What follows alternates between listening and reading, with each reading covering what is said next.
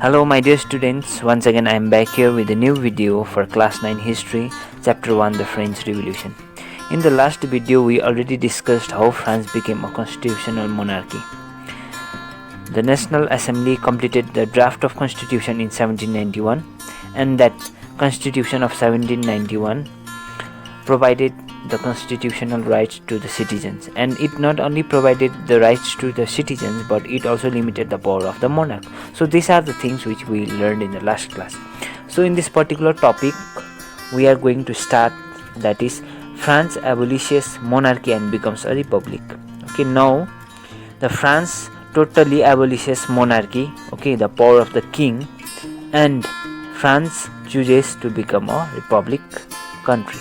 So in this topic we are going to learn about this. So now you can see on your screen, Louis XVI had a secret negotiation with the King of Prussia. Now Louis XVI, he had a secret talk with the King of Prussia. Okay, so what kind of negotiation or what kind of talk was that? Is about the development, okay, or the revolution or the changes that is taking place in France. So now the kings of neighboring countries were worried about the development that is taking place in France. Okay, now there are lots of changes that has been taken place in France. Now king has been abolished, isn't it? Now there is no power of the king remained in France. So in order to re-establish the power of king in France, now Louis XVI had a secret negotiation with the King of Prussia and other neighboring countries. Wherever there was the rule of king, those countries were also worried about the development that is taking place in France. So in order to re-establish the power of king, that is Louis XVI, he planned, okay, to take some of the help, okay, from other countries. So that is why Louis XVI had a talk with the King of Prussia. Now in the negotiation he planned to send troops, okay, so that the National Assembly or the constitution that was already prepared in France will, okay, put down, and again the rule of king will be re-established. So if you see the second point, to send troops and to put down the revolution down in France. So in order to put down the revolution which was going on out there in France, okay, after sending troops from different countries like Prussia and Austria also helped, okay, so that the revolution will get down in France. So in order to put down the revolution in France, so these particular things were planned by Louis XVI and the king of different other countries like Prussia and Austria. Before this could happen, okay, so before this could happen, National Assembly declared war with Prussia and Austria. So it couldn't happen. Before this could happen, what happened? National Assembly declared war with Prussia and Austria. Now already National Assembly knew that the King Louis XVI had a plan, okay, to re-establish the power of the monarch again. So before this could happen, National Assembly already knew this secret plan of Louis XVI. So what National Assembly did is it declared war with Prussia and Austria. Austria also helped France. Why?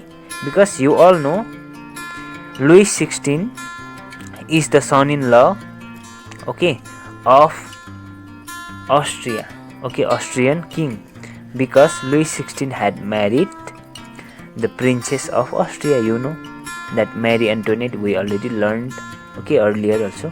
So that is why Austria also helped Louis XVI. Now you can see thousands of volunteers joined army to go for a war against Prussia and Austria.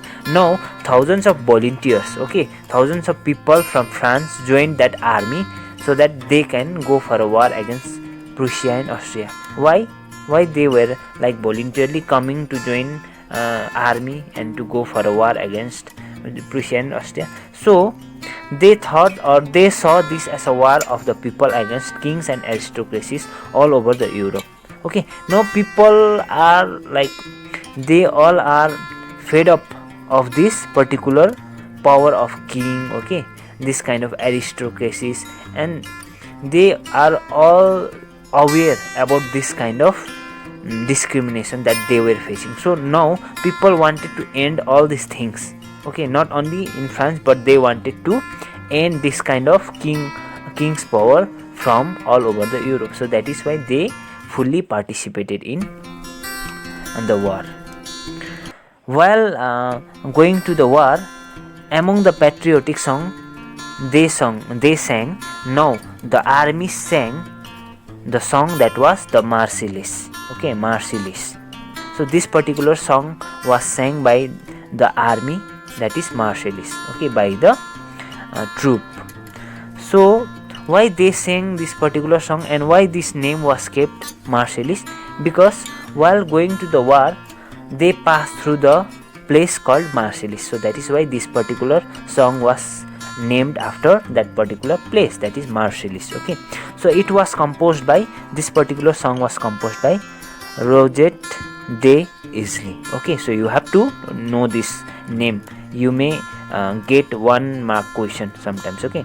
So the Marseillaise is now the national anthem of France. So now also in the present day also, this particular song Marseillaise is the national anthem of France. So if you see this particular picture that is on your screen, Constitution of 1791 gave political rights only to the richer section of the society, okay. So Constitution of 1791 gave political rights only to the richer section of the society, okay. So what about the weaker section or other section of the society?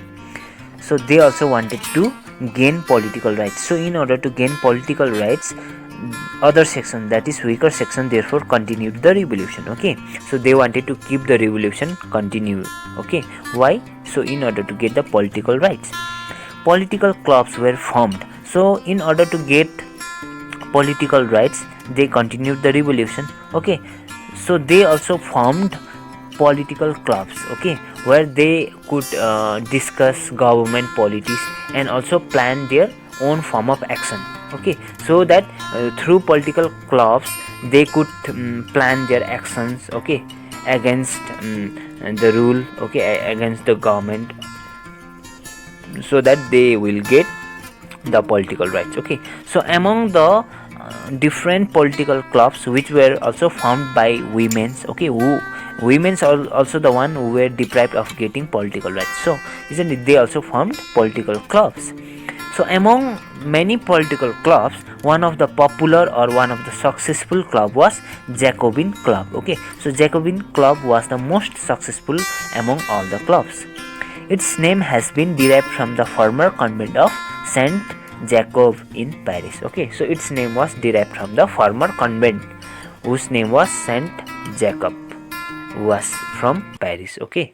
My dear students, today we learned about how Louis XVI had a secret negotiation with the King of Prussia, okay, and how Louis XVI planned to ask help from different other countries, neighboring countries, where there was still a rule of king, okay.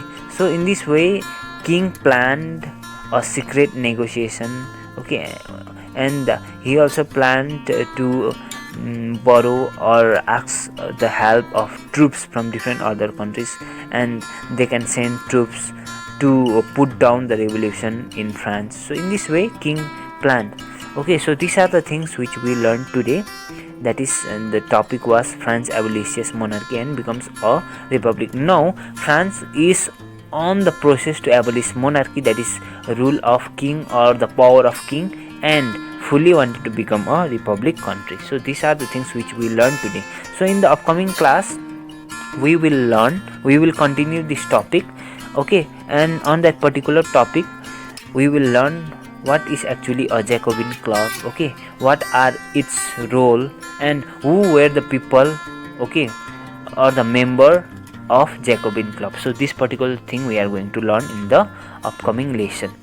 So my dear students, we will again meet in the next class, okay, with this particular topic to be continued.